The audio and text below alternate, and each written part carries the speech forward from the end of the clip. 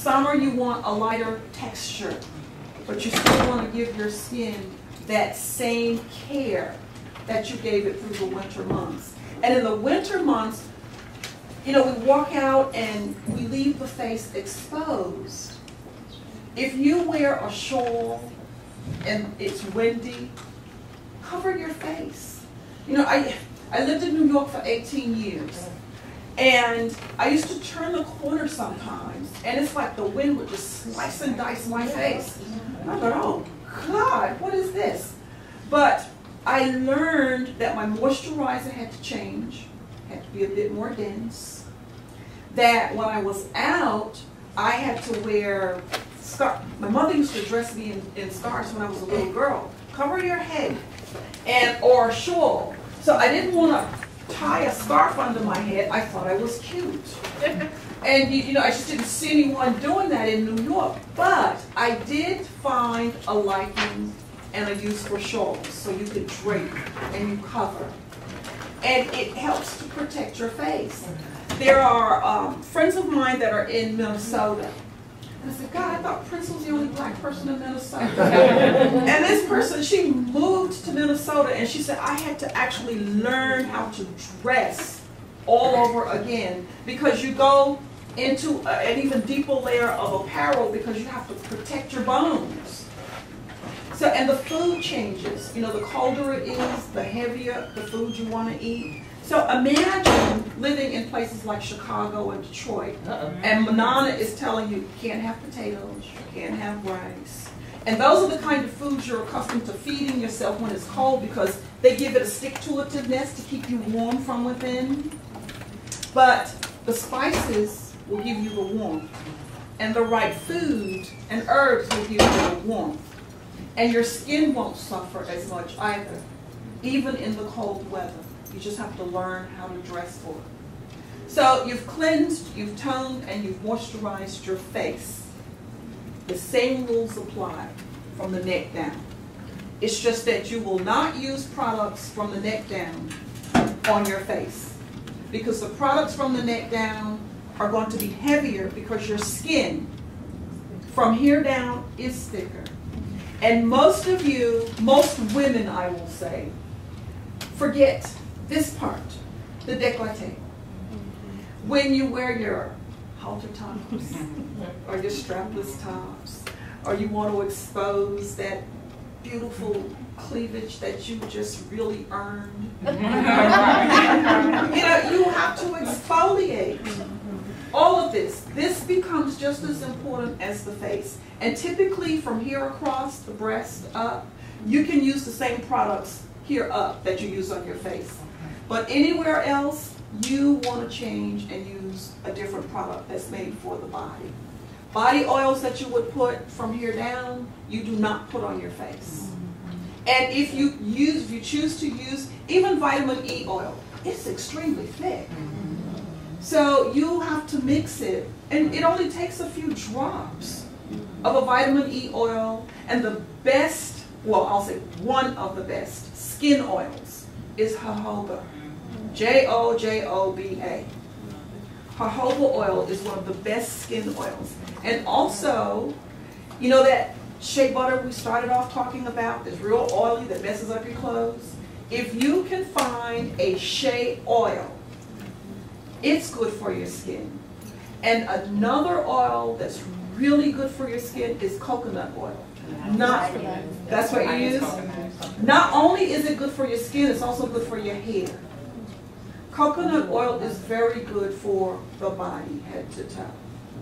So if you want to have like a really rich body oil that you use 2 to 3 times a week, shea, jojoba, and coconut oil in a blend, you've got a jewel of an oil for your body. Yes? I noticed, maybe it's the kind of coconut oil I have, but sometimes when I put it on my hair, then later on, I guess after I've melted it, then it has like a little white coating to it. It's residue. So the residue is from me, or the oil? Or?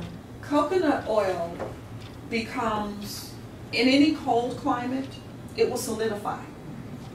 So once you've got it in your hair, the texture of your hair causes it to solidify. So what you want to do with coconut oil, is your hair locked? Yes. Okay. With coconut hair and coconut oil and locks, I've not found that to work well. Right, I haven't used it. I find it better for the body because your hair, locks are the antenna to the universe, that coil. So the coconut oil, because it's going to solidify, it is going to attach itself, and then you've got this white debris that looks like dandruff. So you might want to choose a different oil for your hair, but for the skin, it's luscious. Okay, I'll be quiet for a minute. Are there any questions? Coconut oil, like my grandmother, she used to put coconut oil on our skin in the island. But you know, when I came to the United States years ago, we found that when we started doing that, like as an adult, like it smelled like she would say rancid. Right? So everything is a test and an experiment, and unfortunately, when you travel outside of the United States, they have a tendency to produce higher quality products. And products that are in the United States, they're automatically made to go bad, be used up really fast, because it's capitalism. It's a business. yeah, that's what my mother said. She said when we were on our own and we was buying it. We thought we was just buying coconut oil. And then she says, what's that smell? When we come around her, we go, what smell? Where is it at? And she goes, what do you have on? And then we say, you raised us with coconut oil. She says, that's not coconut oil. Exactly. I mean, like, how do you know that's not coconut oil? But she knew. Because her nose had been trained. The nose knows. Her nose had been trained to know what the true essence of coconut oil is. And her nose had been trained to know when it wasn't. And because of the foods we eat, the body takes on a completely different chemistry. And when we're not eating properly, the body throws off a certain odor. And when you try to mask it, like our friends the French, because in Europe, period, they don't bathe as much. It's the conditions. And they're masking everything with a scent. If you know the French, they are known for perfumes. And perfumes are used to mask, whereas we use them traditionally as a people for ceremonies, for beautifying, for enticing, seducing, embalming. That's why we use scents. But then it went to another level. We use the natural essential of the oil, the natural essence. The oil was just the part of the plant, the flower, the bark, the leaf. It was distilled, or what they call enfleurage, which is where you use a fat to pull the oil from the leaves. And what that does is brings the natural oil essence from the flower, the leaf, or the bark. So when you hear about lavender, there are types of lavender that are fragrance oils. And fragrance oils are synthetic oils. Essential oils are the natural essence of the plant, the bark, or the leaf.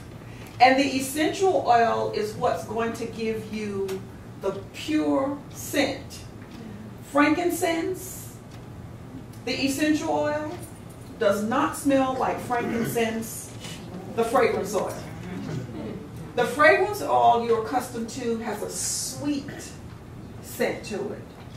The essential oil it's almost like it's a light herbal essence to it.